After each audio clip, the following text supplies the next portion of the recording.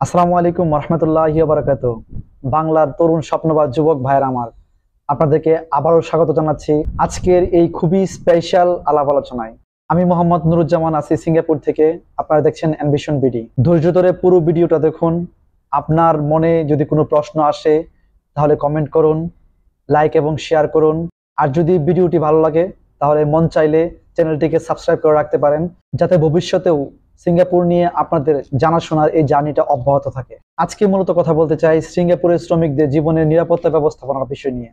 যদি সুনির্দিষ্টভাবে আমি বলি তাহলে সেটা হচ্ছে ইন্স্যুরেন্স। কারণ সিঙ্গাপুর আসার পর আপনার যাই কিছু ঘটুক না কেন, আপনার অসুস্থতা, দুর্ঘটনা যাই কিছু ঘটুক, এটার সাথে পুরোপুরিভাবে ইন্স্যুরেন্স বিষয়টা জড়িত। তো ইন্স্যুরেন্স নিয়ে কথা বলার আগে আমি দু একটা বিষয় আপনাদেরকে মনে করাই দিতে চাই। আমরা যারা বিদেশ যাই কাজের উদ্দেশ্যে শ্রমিক হিসেবে, আমরা তো সবাই সুস্থ একটা দেহ, সুস্থ মন, সবকিছু স্বাভাবিক নিয়েই বিদেশ যাই, তাই না? কিন্তু বিদেশ যাওয়ার পর প্রত্যেকটা প্রবাসী কি সুস্থ দেহ, সুস্থ মন, সুস্থ জীবন নিয়ে বাড়িতে ফিরে? অবশ্যই না। আমরা অনেক প্রবাসীরাই কর্মস্থলে দুর্ঘটনা জড়িত অথবা অন্য অন্য সমস্যা জনিত পঙ্গুত্ব অথবা আমাদের অসুস্থ শরীর নিয়ে কিন্তু আমরা দেশে ফিরি। এবং কেউ কেউ তো ভাই লাশ হয়ে দেশে ফিরে যায়। বিদেশ আসার পর যারা এখান থেকে লাশ হয়ে বাড়িতে ফিরে যায় তারা তো বেঁচে যায়, কারণ সে তো ওপারে চলে গেছে। কিন্তু যারা পঙ্গুত্ব নিয়ে, অসুস্থতা নিয়ে বাড়িতে ফিরে, তাদের জীবনের ভয়াবহতার কথাটা একবার ভাবুন তো। তো আপনাদেরকে এই অতিরিক্ত কয়েকটা কথা বলার উদ্দেশ্য হচ্ছে আপনাদেরকে এটা বোঝানো যে বিদেশ যাওয়ার ক্ষেত্রে আপনাদের যতই তাড়া থাকুক, আপনাদের যতই সমস্যা থাকুক না কেন, আপনাদেরকে এমন একটা দেশ নির্বাচন করা খুব জরুরি যেখানে আপনার জীবনে সুস্থতা, অসুস্থতা, পঙ্গুত্ব অথবা অন্য যে কোনো সমস্যা আসুক না কেন, ওই দেশের সরকারের কাছে যেন আপনার মূল্য থাকে। আপনার এবং আপনার পরিবারের ভবিষ্যতের অনিশ্চয়তা এবং ভবিষ্যতে যে বিপদের সময়টা, এই সময়টাতে যেন তারা আপনার পাশে দাঁড়ায়। এখন যদি আপনারা আমাকে জিজ্ঞেস করেন যে ভাই, শ্রমিক হিসেবে আমি বিদেশ যাব, এরকম একটা সুন্দর দেশ আমি কিভাবে খুঁজে বের করব? সিঙ্গাপুর। বর্তমানে সিঙ্গাপুরও কিন্তু অনেক সমস্যা। এত এত সমস্যার মধ্যেও সিঙ্গাপুরের নাম এই জন্যই বললাম যে এই যে শ্রমিকদের জন্য ইন্স্যুরেন্স কাভারের যে সিস্টেমটা, এই দিক দিয়ে সিঙ্গাপুর অনেক আগায়া, বলতে পারেন অপ্রতিদ্বন্দ্বী। বাংলাদেশ থেকে আপনি যখন সিঙ্গাপুরের ওয়ার্ক পারমিটটা প্রসেসিং করবেন, ভিসাটা প্রসেসিং করবেন, তখনই মূলত আপনার জন্য সিঙ্গাপুরে আপনার কোম্পানি ইন্স্যুরেন্সের পেপারস গুলো রেডি করে। আপনার জন্য এই ইন্স্যুরেন্সটা কিনতে কিন্তু কোম্পানির অনেক টাকা ইনভেস্ট করতে হয়।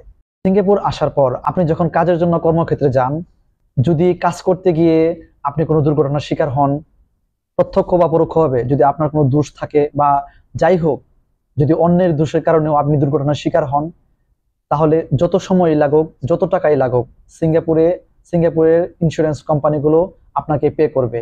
এবং সিঙ্গাপুরের হসপিটাল আপনাকে সুস্থ করার জন্য যা যা করা দরকার তাই তারা করবে। আর জানেনই তো সিঙ্গাপুরের চিকিৎসা ব্যবস্থা খুবই খুবই উন্নত, এবং সাথে অবশ্যই এটা খুবই ব্যয়বহুল। বর্তমান বিশ্বে কনস্ট্রাকশন সেক্টরে যদি সেফটি, ওয়ার্কারের জীবনের নিরাপত্তার ব্যবস্থাপনার কথা বলেন, তাহলে Singapore one of the best. সিঙ্গাপুরে কনস্ট্রাকশন সেক্টর সহ আরো যে সেক্টরগুলো আছে, এই সেক্টরগুলোতে ওয়ার্কপ্লেস সেফটি অ্যান্ড হেলথ নামে একটা ডিপার্টমেন্ট আলাদা আছে। তাদের কাজই হচ্ছে কর্মক্ষেত্রে শ্রমিকরা পরিপূর্ণ সেফটি মেনটেন করতেছে কিনা, বা কোম্পানিগুলো সেফটি ইকুইপমেন্ট বা সেফ ওয়ার্ক প্রসিজার ফলো করতেছে কিনা, এটা তদারকি করা। এত কিছুর পরেও সিঙ্গাপুর গভর্নমেন্টের এত রুলস রেগুলেশন, এত কড়াকড়ির পরেও কিন্তু সিঙ্গাপুরে প্রচুর অ্যাক্সিডেন্ট হয়। এর কারণ হচ্ছে এখানে কাজ প্রচুর, এখানে কর্মব্যস্ততা প্রচুর, এখানে কাজের প্রেশার প্রচুর। আমি এরকম অনেক বাংলাদেশি ভাইদেরকে চিনি যারা কর্মক্ষেত্রে দুর্ঘটনাজনিত কারণে বিভিন্ন অসুস্থতায় আছে এবং হসপিটালে চিকিৎসাধীন আছে। এরকম প্রায় 3 থেকে 4 বছর হয়ে গেছে তাদের চিকিৎসা চলতেছে। এখানে আপনি অসুস্থ হলে সময় এবং টাকা নিয়ে আপনার কোনো টেনশন করতে হবে না। দুর্ঘটনা ছাড়াও যদি আপনি নর্মালি এখানে অসুস্থ হয়ে যান, অনেক মানুষই তো হইতেছে, কেউ ক্যান্সার আক্রান্ত হইতেছে, কারো কিডনির সমস্যা হইতেছে, বা কারো চোখের সমস্যা হইতেছে, হতেই পারে ভাই।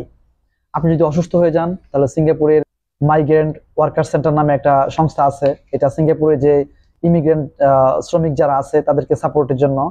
তো এরকম আরো সরকারি বেসরকারি যে সংস্থাগুলো আছে, বা সিঙ্গাপুরের সরকার আপনাকে সর্বোচ্চ পরিমাণে সহায়তা করবে। আপনারা এটা শুনছেন কিনা আমি জানি না, বিগত করোনার সময় একজন বাংলাদেশি ভাই, তার স্টেজ 4 ক্যান্সার ধরা পড়ে। ডাক্তার অলরেডি ডিক্লিয়ার দিয়ে দেয় যে সে 2 থেকে 3 সপ্তাহ বড় জোর বেঁচে থাকবে।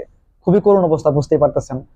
করোনার সময় তো সারা বিশ্বের বিমান চলাচল ব্যবস্থা পুরোপুরি বন্ধ হয়ে যায়। তো সিঙ্গাপুরের সাথে বাংলাদেশের ওই সময় যোগাযোগ ব্যবস্থা বন্ধ হয়ে যায়। তো আমার ওই হতভাগ্য প্রবাসী ভাইটা তার ইচ্ছার কথা জানায় হসপিটাল কর্তৃপক্ষকে যে বাংলাদেশে আমার 7 বছরের একটা ছেলে আছে এবং আমার স্ত্রী, আমার মা আছে। তো আমার শেষ ইচ্ছা হচ্ছে যে আমি মৃত্যুর আগে তাদেরকে পাশে রেখে মরতে চাই।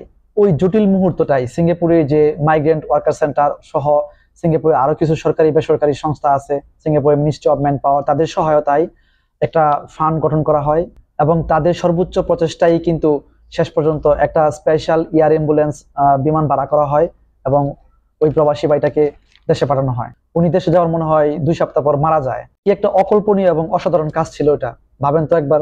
এখন কল্পনা করুন ওই বাইটির সাথে যা ঘটছে, এটা যদি সিঙ্গাপুর না হয়ে অন্য দেশ হইতো, তাহলে এত সুন্দর একটা সমাপ্তি কি আশা করা যাইতো? কত পার্সেন্ট সম্ভাবনা ছিল যে এই সুন্দর সমাপ্তিটা ঘটতো? তো সিঙ্গাপুরি ইন্স্যুরেন্স নিয়ে যদি আমি একাডেমিক অ্যাঙ্গেল থেকে কথা বলি বা একাডেমিক্যালি আপনাদেরকে তথ্য দিতে চাই, তাহলে বিষয়টা অনেক জটিল হয়ে যাবে। আমি ওই দিকে যাচ্ছি না। আমার আজকের মূল মেসেজটা হচ্ছে সিঙ্গাপুরি insurance system one of the best insurance coverage in this world right now. আপনি যদি সাধারণ শ্রমিক হিসেবে বা অন্য যে কোনো পেশায় বিদেশ যাওয়ার একটা ফাইনাল সিদ্ধান্ত নিয়েই থাকেন, তাহলে হোয়াই নট সিঙ্গাপুর? আজকের এই ভিডিওটা দেখার পর আপনি যদি আমার চ্যানেলে নতুন হয়ে থাকেন, সিঙ্গাপুর সম্পর্কে ইন্টারেস্টেড হয়ে থাকেন, তাহলে সিঙ্গাপুরের ভিসা প্রসেসিং বা সিঙ্গাপুরের আরো অনেক বিষয় নিয়ে অলরেডি আমার চ্যানেলে অনেকগুলো ভিডিও দেওয়া আছে, আপনারা চাইলেই দেখতে পারেন। সিঙ্গাপুরে অনেক বিষয় জানার আছে, বোঝার আছে। আপনি যদি বাংলাদেশ থেকে এই মুহূর্তে সিঙ্গাপুরে কোনো বিষয় নিয়ে জানতে আগ্রহী হন বা আপনার মনে কোনো প্রশ্ন থেকে থাকে, তাহলে কমেন্টে আমাকে জানান। অবশ্যই আমি সঠিক আপডেট উত্তর দেওয়ার চেষ্টা করবো ইনশাআল্লাহ। তো আজ এই পর্যন্তই। সুস্থ সুন্দর ভবিষ্যৎ নির্মাণে আপনার বিদেশ যাওয়ার সিদ্ধান্ত হোক সঠিক। ভালো থাকুন, ধন্যবাদ।